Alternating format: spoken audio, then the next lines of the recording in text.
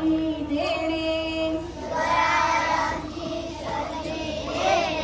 कैसी असे सकल सुखाचा केला त्याग म्हणून साधिजे तो योग राज्य साधनाची लगबग कैसी केली या मुली करावे विशेष तरीच म्हणवावे पुरुष या मुली आता विशेष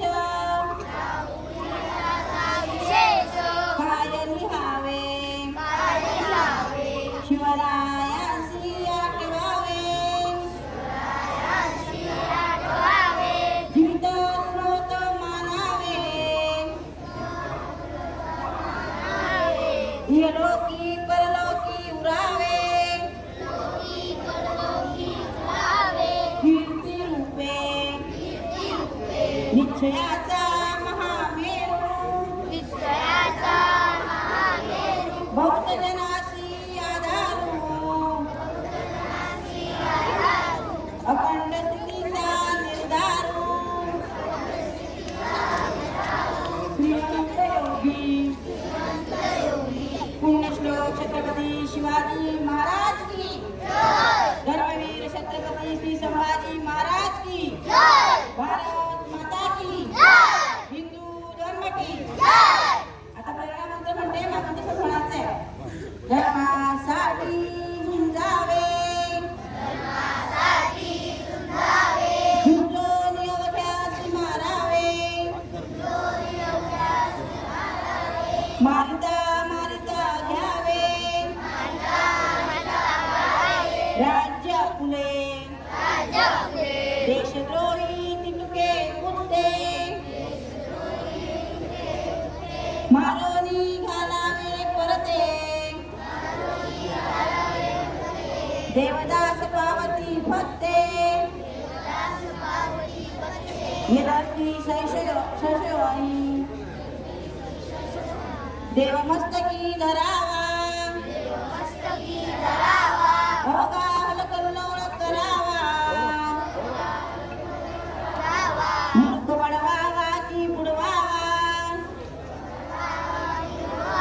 धर्मसंस्थापनेसाठी पुण्यश्लोक छत्रपती शिवाजी महाराज की धर्मवीर छत्रपती श्री संभाजी महाराज की भारत माता की हिंदू धर्म की अजिबात बोलायचं नाही. छत्रपती शिवरायांना मी वंदन करते. त्यानंतर आज इथे हा शिवजयंतीचा सोहळा होत आहे. आपल्या सगळ्या मुलांसाठी चित्रकला स्पर्धेचं आयोजन केलेलं आहे. तर या सर्व आयोजकांना मी अभिवादन करते. आणि बोलायचं म्हणजे मला माहिती आहे तुम्हाला सगळ्यांना चित्रकला किंवा रेखाटण्याचं एक कुतूहल आहे. त्यामुळे मी काही जास्त बोलत नाही. फक्त मी आजच्या दिवशी एवढंच सांगते की हा जो यशवंतगड आहे तर हा गड म्हणजे आपल्या छत्रपती शिवरायांची ओळख आहे. आपलं घर आणि हा गड ह्या भिंती जर बघितल्या तर ह्या भिंतींमध्ये किती फरक दिसतो. आता मुद्दाम तुम्ही घरी गेलात की बघा आपल्या घराची भिंत आणि या गडाची भिंत.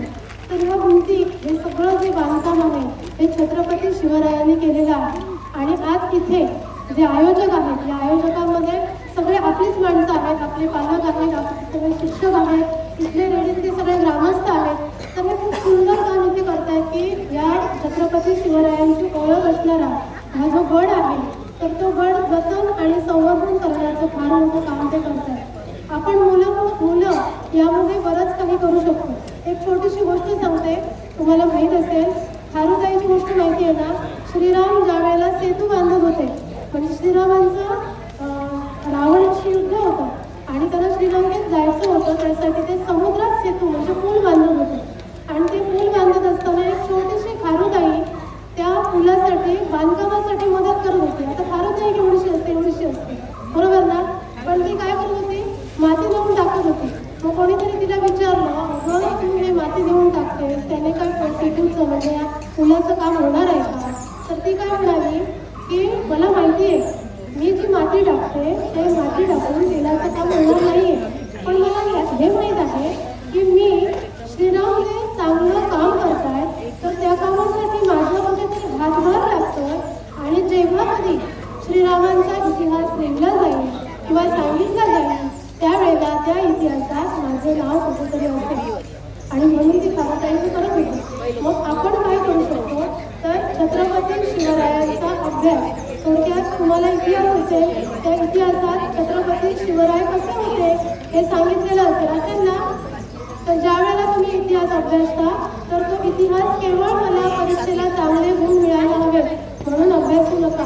तर छत्रपती शिवराय प्रत्यक्षात कसे होते ते स्त्रियांशी कसे वागत होते ते सगळ्यात महत्त्वाचं तुमच्या डोळ्यासमोर. आता कोण असतं तुमचे आई वडील असतात शिक्षक असतात तर छत्रपती शिवराय त्यांच्या आईशी कसे वागत होते ते आईची वडिलांची प्रत्येक आज्ञा पाळत होते.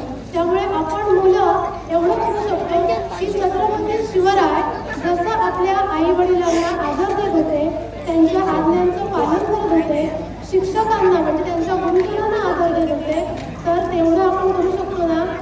करू शकतो की नाही? करू शकतो की नाही? तर आज आपण एवढं लक्षात ठेवलं पाहिजे. शिवजयंतीला तुम्ही इथे आलात चित्रकला स्पर्धेत तुम्ही सहभागी होताय खूप चांगली गोष्ट आहे त्यासाठी मी तुमचं कौतुक करते. आणि आज एवढं लक्षात घ्या म्हणजे आज संकल्पच करा की माझ्या आई वडिलांची प्रत्येक आज्ञा मी पाळेन. माझ्या आई वडिलांची जशी माझ्या बाबतीत इच्छा असेल तशीच मी वागेन किंवा तसाच मी वागेन. त्यानंतर वर्गात मुलगी आणि मुली दोन्ही असतात की नाही तर आपण एकमेकांविषयी आपल्या मनात आदर असला पाहिजे. मुलांनी मुलींचा आदर ठेवायचा मुलींनी मुलांचा आदर ठेवायचा. एक प्रेमभावाने बंधुभावाने आपण आपल्या वर्गात असलं पाहिजे. त्यानंतर आता जसे आपले पालक आपले ग्रामस्थ हा यशवंत गट सांभाळण्यासाठी संवर्धन करण्यासाठी काम करतात तसं आपण मुलांनी शाळेमध्ये जे काही उपक्रम होत असतात तर त्या उपक्रमामध्ये सहभागी झालं पाहिजे. कारुताईप्रमाणे होणार की नाही? होणार ना? मग आजच्या शिवजयंती दिवशी एवढा संकल्प नक्की करा की मी माझ्या आई वडिलांचा माझ्या शिक्षकांचा आदर ठेवेन त्यांची आज्ञा पाळेन. त्यानंतर शिवरायांचा इतिहास वाचत असताना पुस्तकात आपल्याला जे जे सांगितलं ते फक्त मी अभ्यासापुरतं किंवा परीक्षेपुरतं वाचणार नाही तर छत्रपती शिवराय प्रत्यक्षात कसे होते तर त्यांचं आचरण मी स्वतः करेन हे ठरवणार ना. छत्रपती शिवराय खूप कमी आयुष्य जगले लक्षात घ्या खूपच कमी 50 वर्ष आयुष्य उभं जगले पण त्या 50 वर्षाच्या आयुष्यात त्यांनी असा इतिहास घडवला आज शतकं लोटली पण तरीही आपण छत्रपती शिवरायांना विसरलेलो नाही बरोबर ना. त्याचं कारण त्यांनी स्वतः सगळ्या सुखांचा त्याग केला आपल्यासारख्या सर्वसामान्यांसाठी त्यांनी फार मोठं कार्य केलं तर आपण हे कार्याचं स्मरण ठेवायचं आहे आणि छत्रपती शिवरायांचे गुण सद्गुण आपण आचरणात आणायचे आहे. म्हणणार ना.